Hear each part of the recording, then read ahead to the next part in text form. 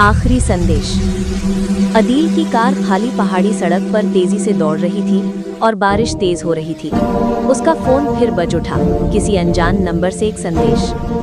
वापस मुड़ो, तुम अकेले नहीं हो। अदील का दिल तेजी से धड़कने लगा।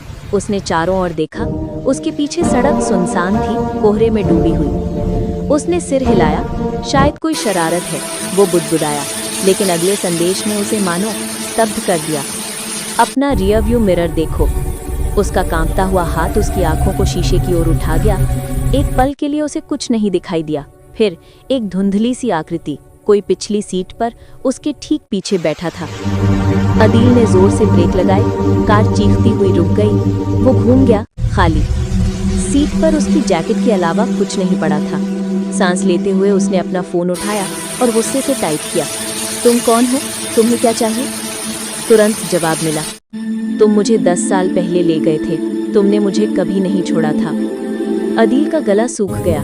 10 साल पहले? दुर्घटना? उसे वो रात साफ याद आ गई।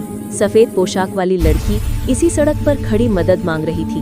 फिर दुर्घटना, खून और वो मुड़ी हुई मलबे की तस्वीर। लेकिन जब बचाव दल पहुंचा तो वहां कोई लाश नहीं थी।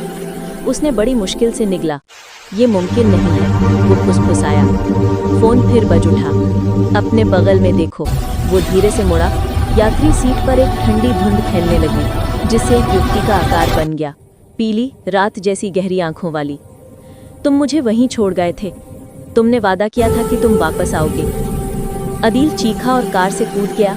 लड़खड़ाते हुए कीचड़ में पीछे की ओर गिर पड़ा। हेडलाइट्स टिमटिमाने लगी और फिर कार का इंजन अपने आप गरजने लगा। ड्राइवर का दरवाजा जोर से बंद हो गया।